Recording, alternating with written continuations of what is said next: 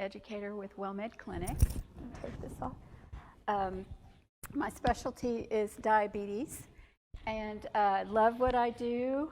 Been doing it with Wellmed for 18 plus years now, so I'm a happy camper. Yes, and we have a very important thing to tell you about your health. And that is that in this day and age, healthcare is very complicated. It's very different from when I started out as a nurse, because now we've moved to team concepts. You have a team of people who are helping you, and you're at the center of that team. And being at the center, you're a decision maker. So very important to learn as much as you can about your health so that you can contribute to making those decisions. Gone are the days where the doctor decides everything. So now we have nurse practitioners, we have pharmacists, we have education departments like what I represent, and you are your own case manager. Who's case manager? Like I said last week, that's that lady that goes to the hospital, gets in your business, and sweeps you out in 3 days. You're the case manager now. So you can have fun with that one. So we're going to look at lab reports, and this will be a very light overview of this topic, because actually there can be workshops done on this. We can really go down rabbit holes, and if you happen to have brought any of your lab reports today, we can look at them after, and I can answer any questions that you have.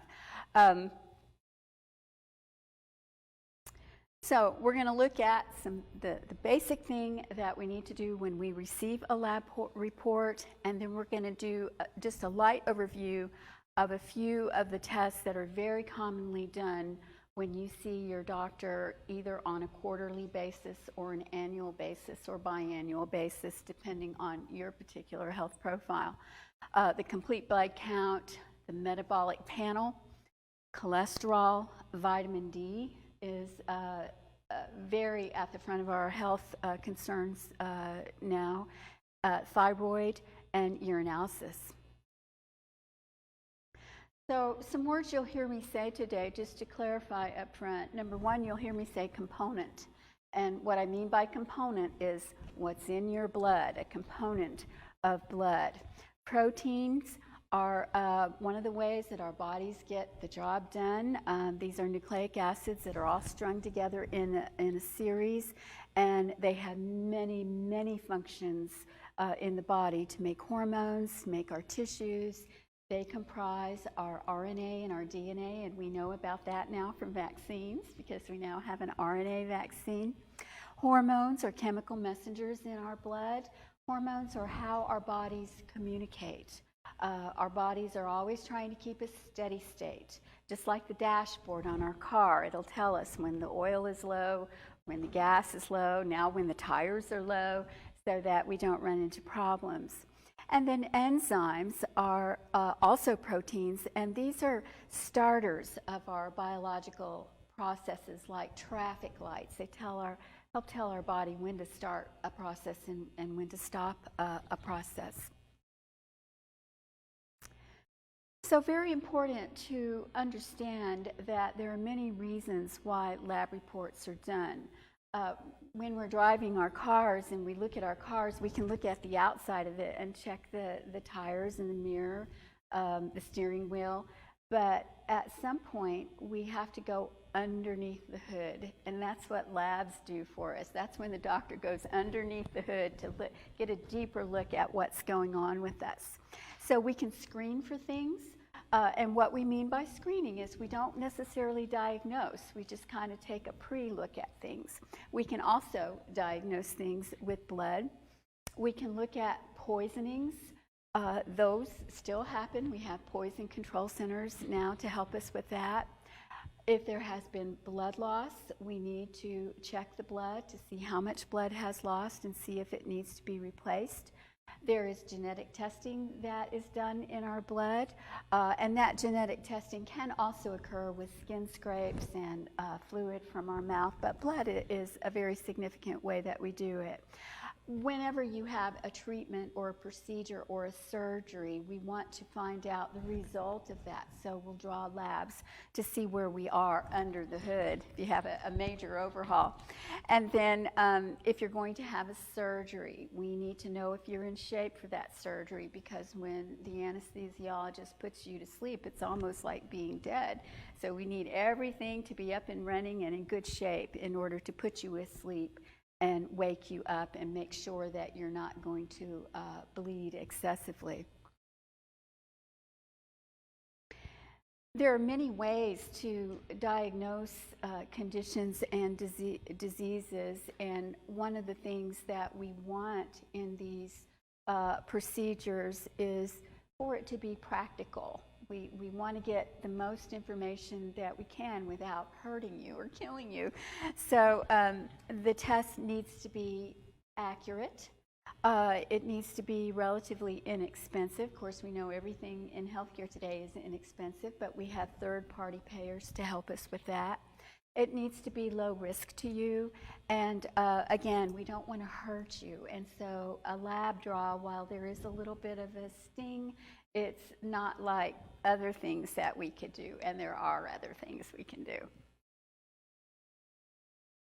So your lab results are going to largely depend on your general health. In order to have clean, good functioning blood, we need clean, good functioning food. And so that in general is going to be whole food, natural food, food from the earth.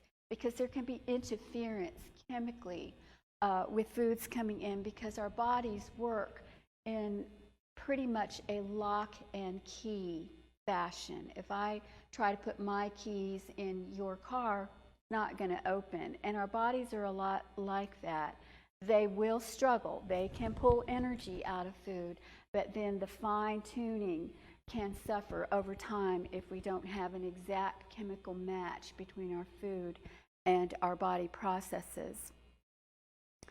Lab results can give false positives and false negatives, and this can depend on your state of hydration, how much fluid you have in your body, your food, other disease processes going on, interference from medications. There can be false negatives as well. And so if the doctor suspects that there has been a false positive or a false negative, say the potassium is real out of whack, but you're still walking and talking, then he's going to order a redraw of that lab to make sure that we're on track, and for documentation, because on paper it may look like you're dead, but you're still walking around. So we have to cover ourselves that way. Good to have a basic understanding of labs, but interpreting them by yourselves is not a good idea. This is where the science and the art of medicine come in, where the doctor looks at you first, and then he looks at your whole medical history, your medical profile, and he makes an interpretation based on all these other factors. So we can get online and Google and see numbers, but that does not mean that you might be so affected by a certain condition or disease. That's where we need his help. So the first thing you want to do when you have a lab drawn is make sure that that is your test.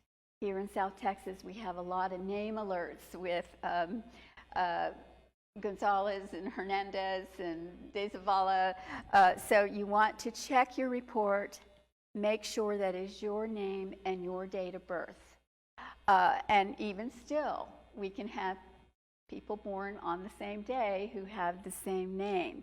So in that case, you would want to look at the street address and the clinic address, the date that the test was drawn. You may have been out of the country when that test was drawn, and then make sure that it's the test that was ordered.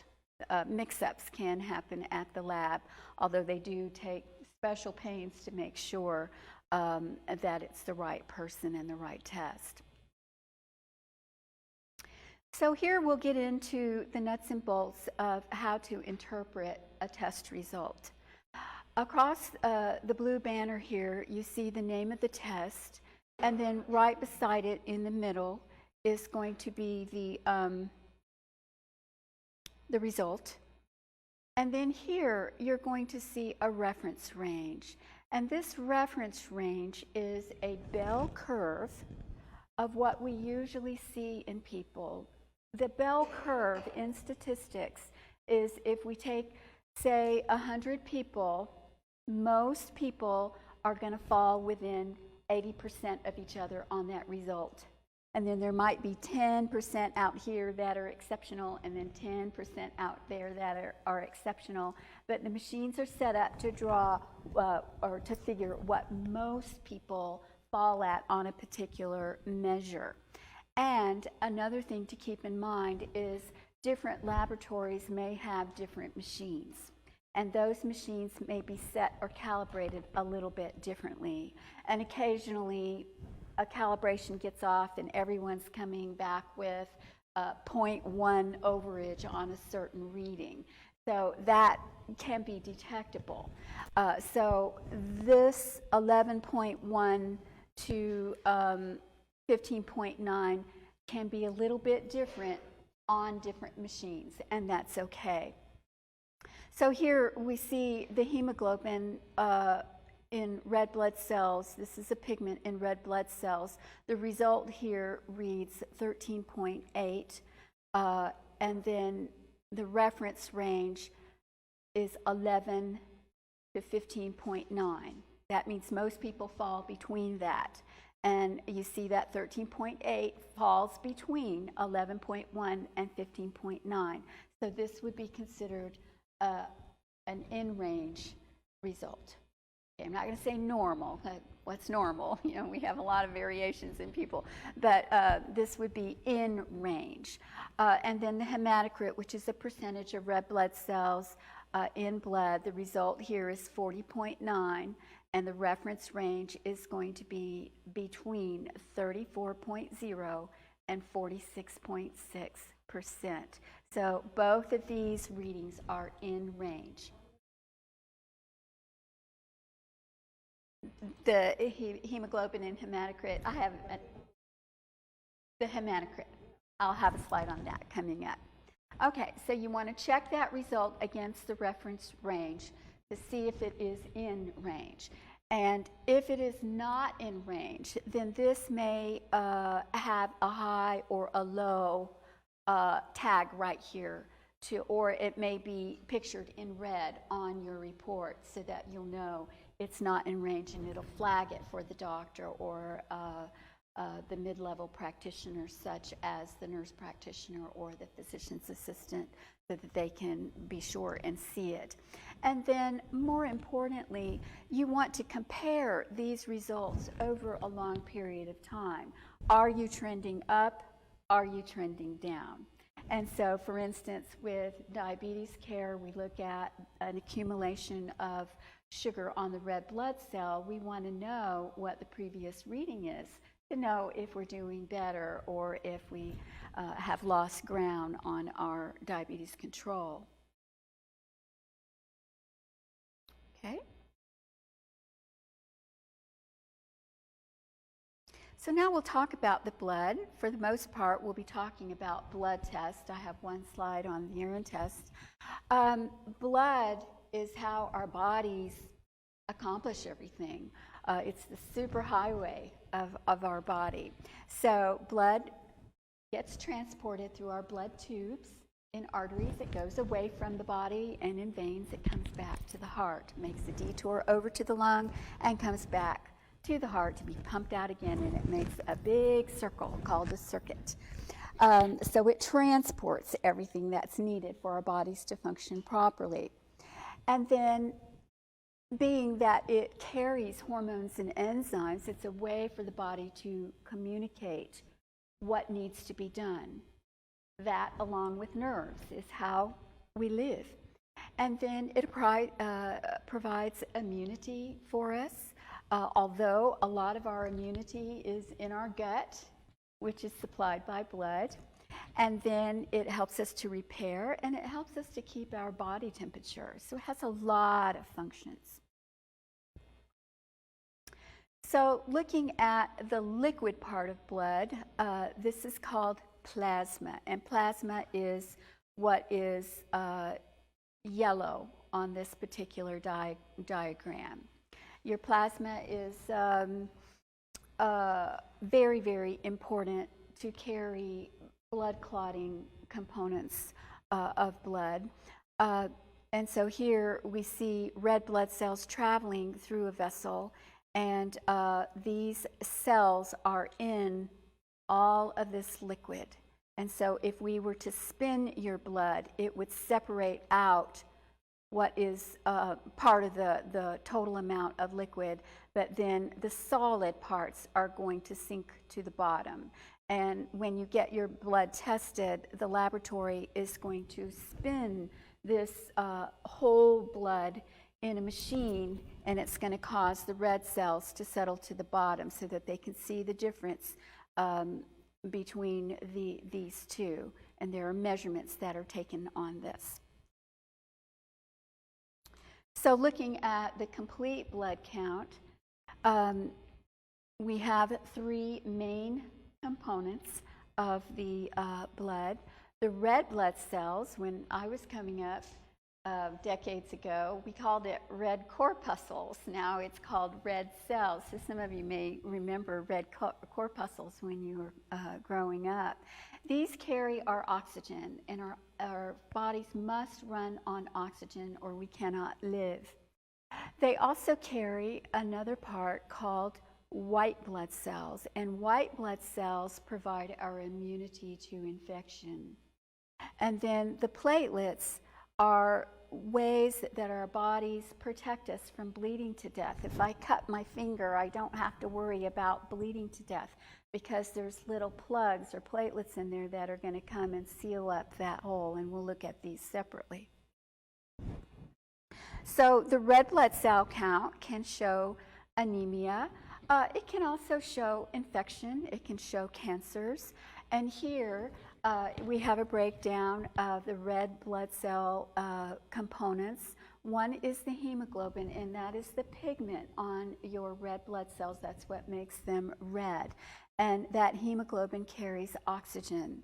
And then another measure in your red blood cells is the hematocrit. And what the hematocrit is the percentage of red blood cells that you have in there. Now, we're looking at a quantity versus quality measure here. The hemoglobin is going to tell you the quality of your oxygen carrying capacity, but the hematocrit is going to tell you the number of them. And that can make a big difference, because if you have a very low number, then you're not going to be able to carry as much oxygen to your body tissues.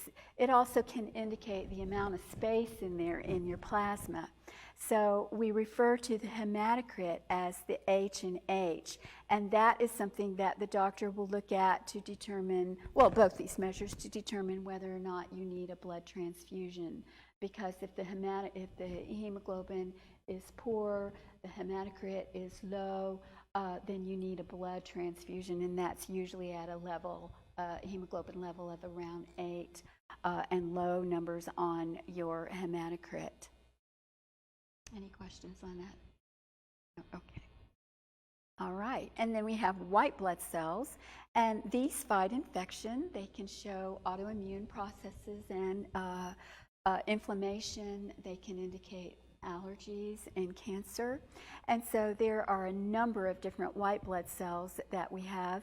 The lymphocytes, the monocytes, neutrophils, eosinophils, basophils. There are many, many of them. And these are our fighters. These recognize infection, and they'll go in and they'll fight and they'll clean up.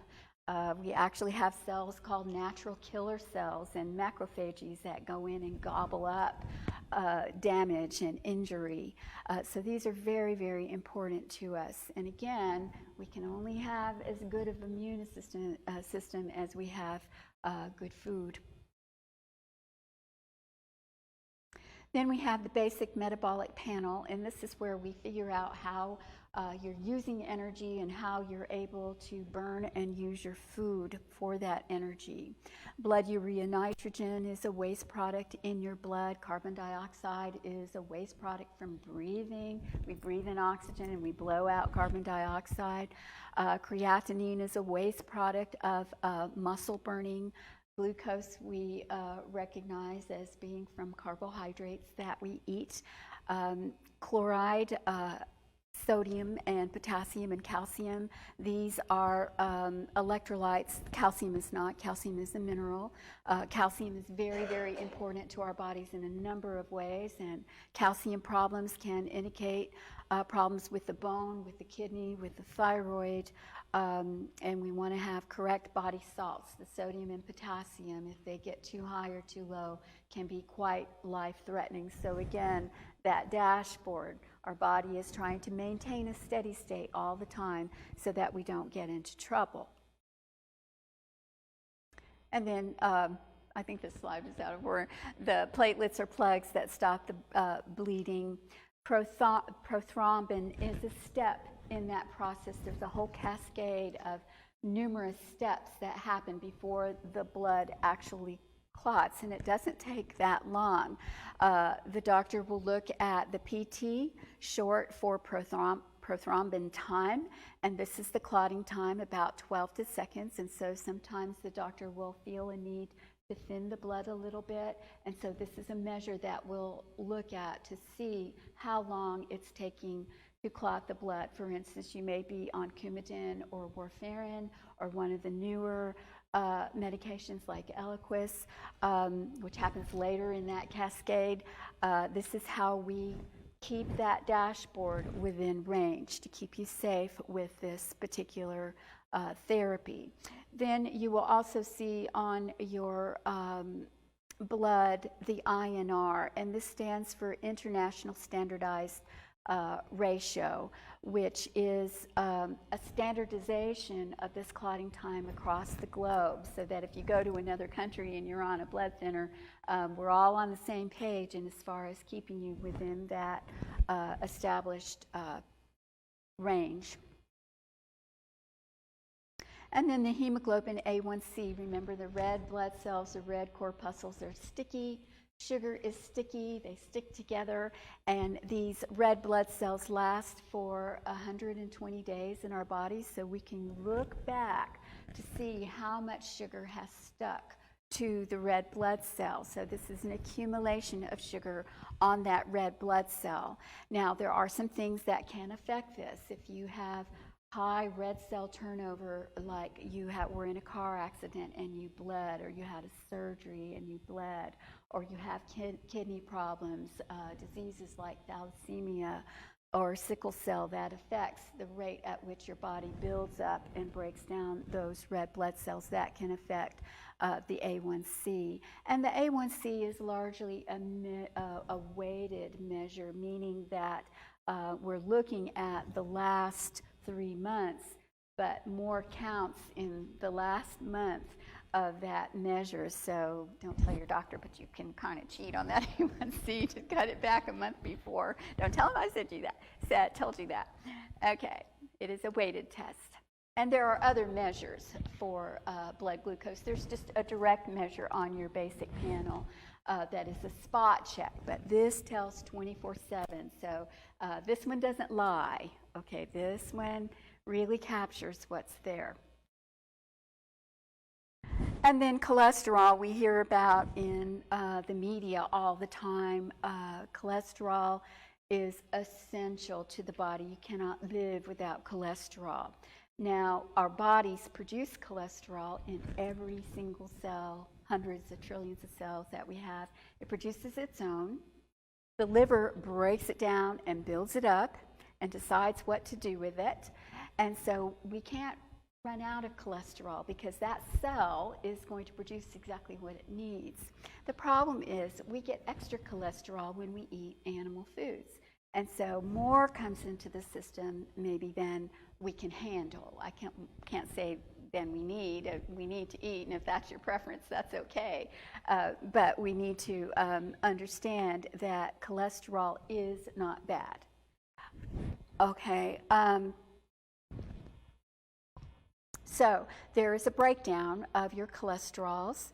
The high density lipoprotein, what the density part of it means is that your cholesterol molecules carry energy, and they deliver that energy so that your body can power itself. And so when we're looking at a waxy type fat, it doesn't blend with water. And so in order for it to blend into your blood to be able to do its job, the body puts protein in there to make kind of a bubble, okay? And then the little bubbles travel throughout your blood system. So the high density lipoprotein has a large amount of protein, a small amount of cholesterol. Okay, small amount of the fat portion. And we consider this one protective because this one moves what we call the bad cholesterol around.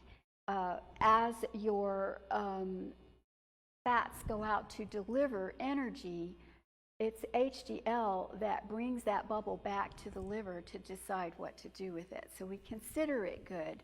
But many lipidologists and cholesterol experts aren't really for that idea because they say a molecule of cholesterol is a molecule of cholesterol is a molecule of cholesterol. And we really don't know the deeper science of this HDL. We're still discovering more about it all the time.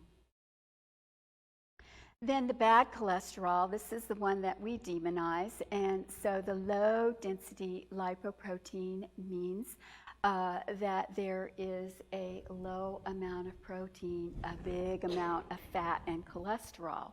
So they differ in their composition. So when this particular cholesterol oxidizes or gets old in our body, it gets very rusty. And I mentioned that in order for cholesterol to travel in the body, it's got to have some proteins around it to create that bubble. Those proteins cause this particular cholesterol to have what we call long residence time in the blood. In other words, these particular cholesterol molecules hang out for a long time. They stay in the blood. And they have these proteins that can be very, very damaging to the heart coronary arteries. And if you have high blood pressure, that pressure is pushing those proteins into our coronary arteries and helping to cause injury. So these we want to watch out for. And what we know is that we must lower these because of those bad proteins in there that can hang out for a long time. So when we differentiate between the H and the L, we want to think of the HDL as being big and fluffy and soft.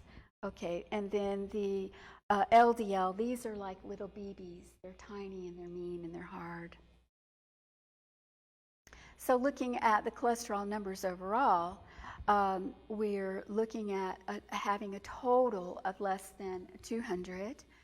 Over 240, you're probably going to go home on a medication if you're wise, because what we know is that the right medication in the right person is going to prevent sudden death from a heart attack.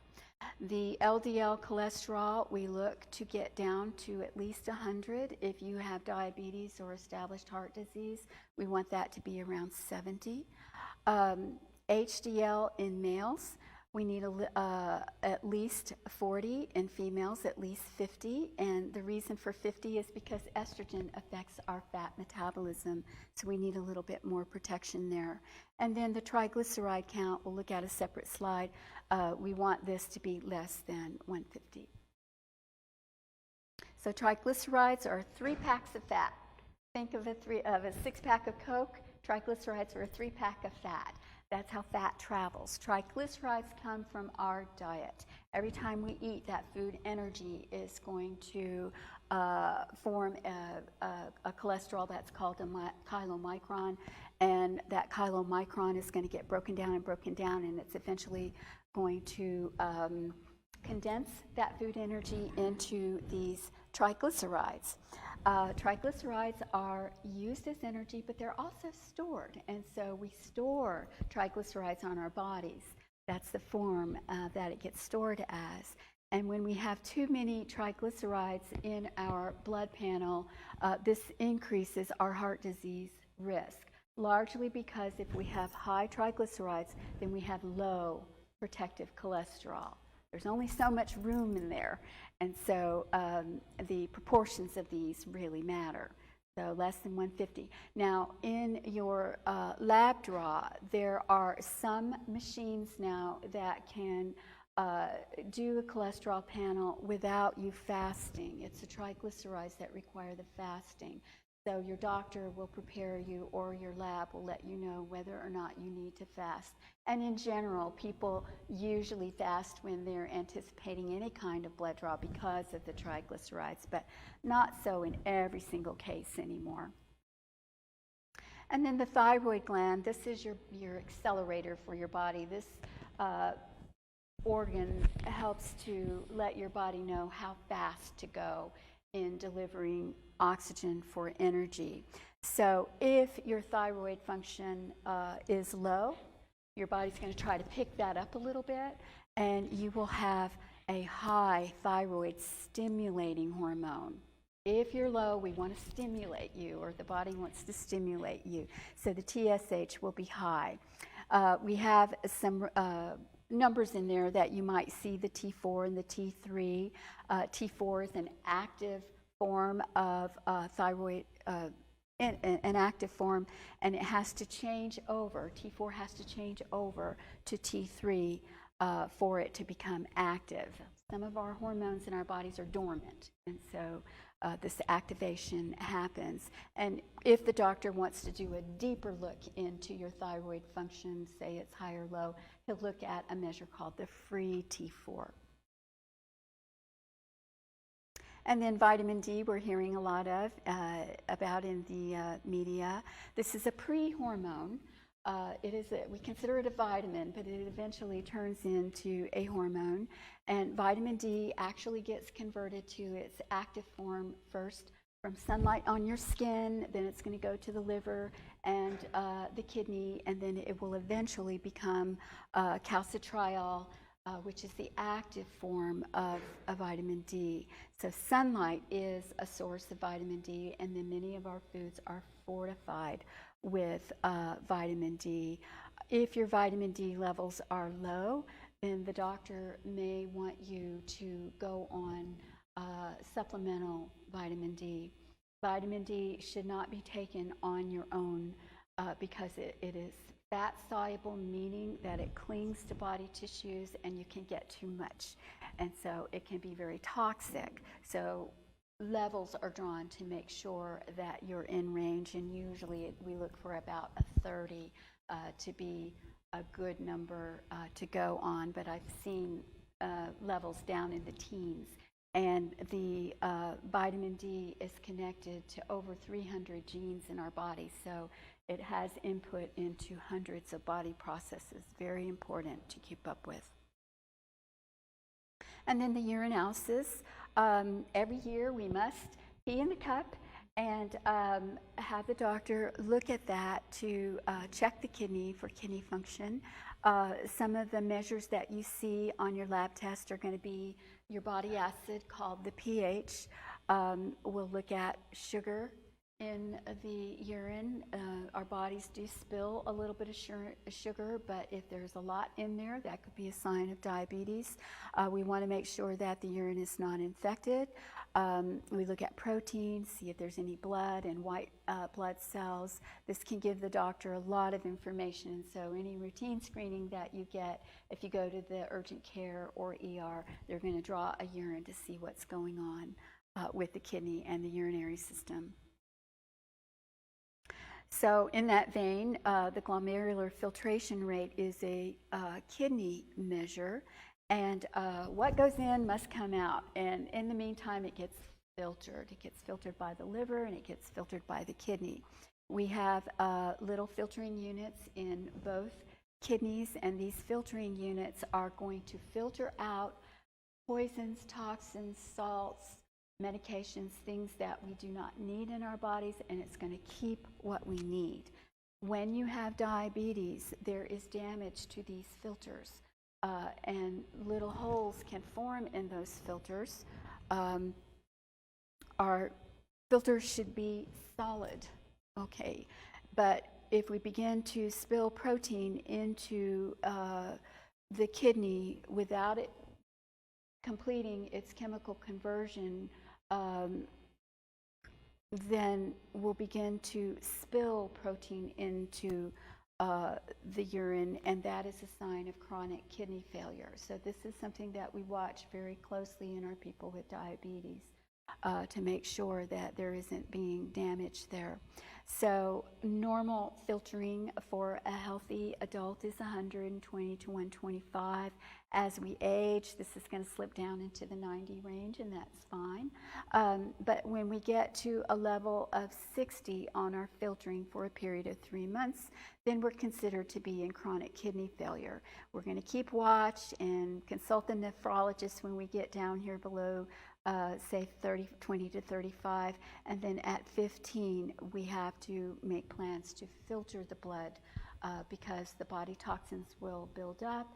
The kidney is not able to filter.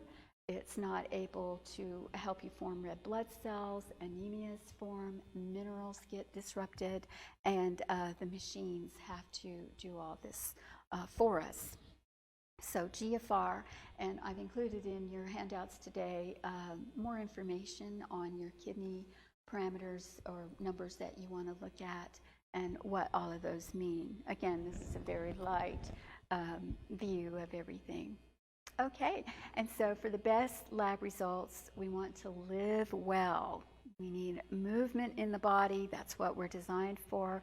We need clean, healthy, whole food as much as we can get, which could be a good healthcare goal is I eat mostly processed foods, but maybe once a day I'm going to start having one thing that's fresh. That would be a great goal to have.